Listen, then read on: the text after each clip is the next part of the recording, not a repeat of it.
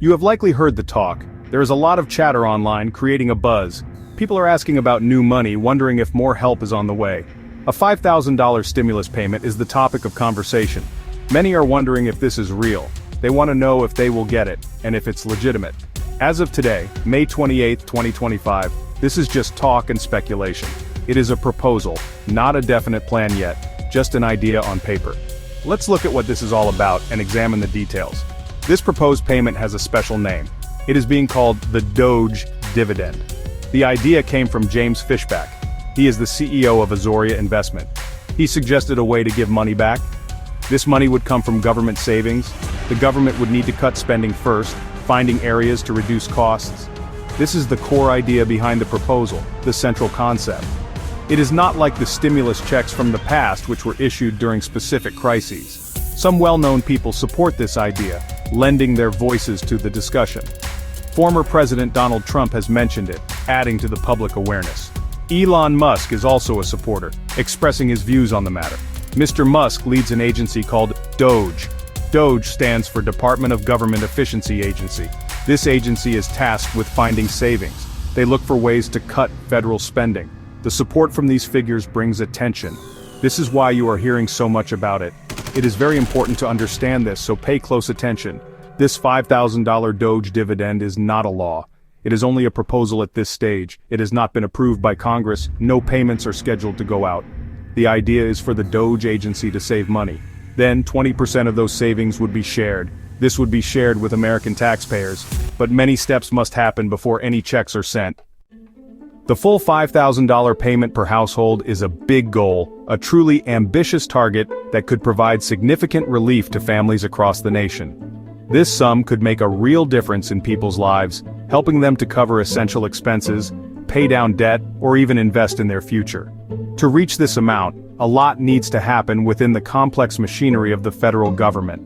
It requires careful planning, strategic execution, and a commitment to fiscal responsibility at all levels.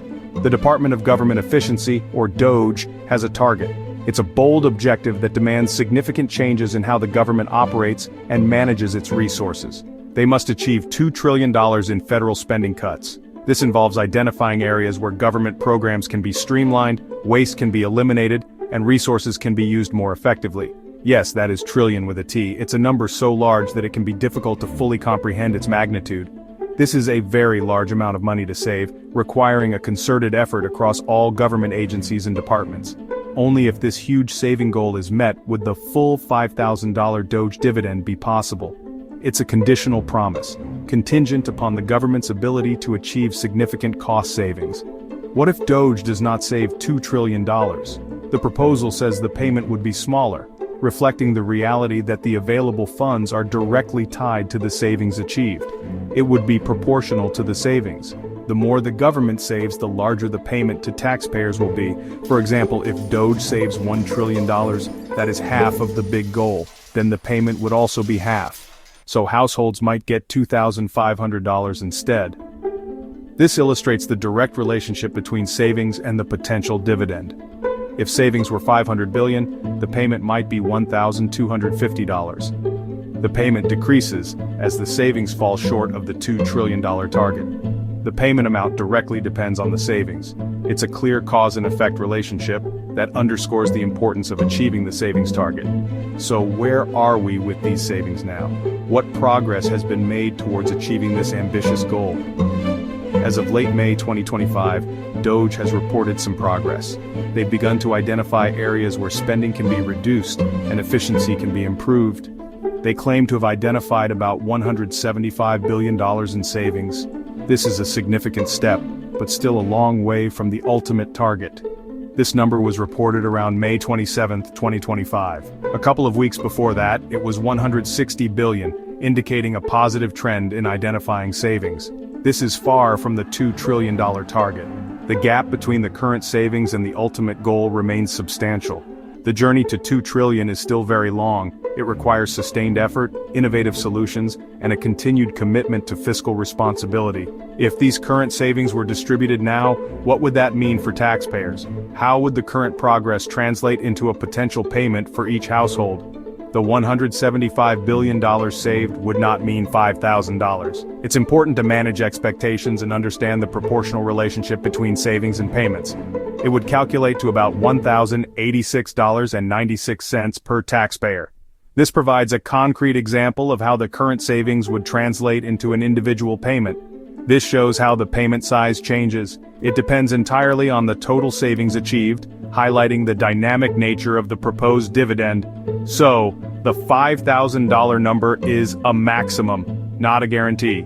It's a target to strive for, but the actual payment will depend on the government's ability to achieve significant savings. Now let's talk about who might actually get this money should the proposal become a reality. It's crucial to understand the specific criteria that are being considered. The proposal has specific targets for eligibility, outlining who would be prioritized to receive these funds. It is primarily aimed at net income taxpayers.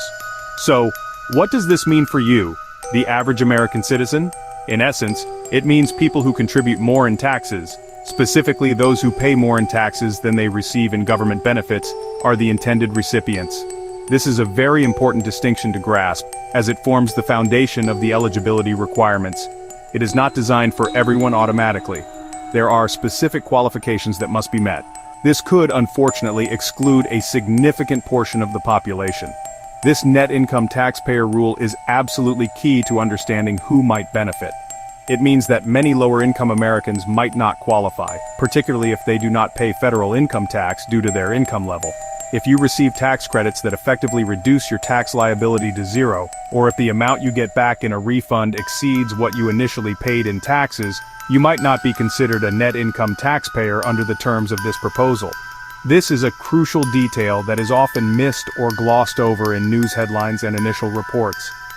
The underlying goal is to reward those who contribute more to the tax system. This is all in accordance with the fundamental design principles of the proposal. So, what about individuals who rely on Social Security, or those who receive SSDI benefits due to a disability? What about those receiving Supplemental Security Income, or SSI? And what about our veterans who depend on VA benefits? There is, unfortunately, no automatic inclusion or guarantee of eligibility for these groups. Their eligibility would ultimately depend on their individual tax status and circumstances. If you are receiving these types of benefits but also pay a sufficient amount of income tax to be classified as a net income taxpayer, then you might indeed qualify.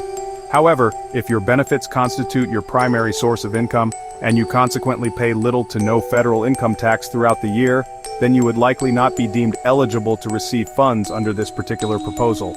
The most important thing to know right now, and I cannot stress this enough, is this. Congress has not yet approved the DOGE dividend proposal. This proposal, as it stands, is not yet a law and remains under consideration. James Fishback is actively engaged in discussions with lawmakers. He is currently talking to members of both the House of Representatives and the Senate. But it's crucial to remember that discussions and meetings are not equivalent to approvals or guarantees. As of now, there is absolutely no official date set or projected for any potential payments.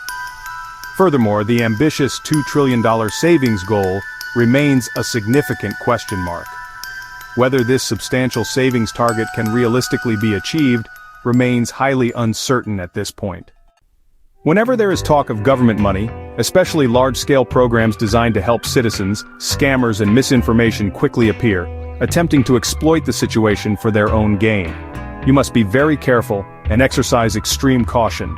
Do not believe anyone who calls or texts you, especially if the message is unexpected or unsolicited, especially if they ask for your personal information, such as your Social Security number or bank account details, or if they ask for money to get the stimulus.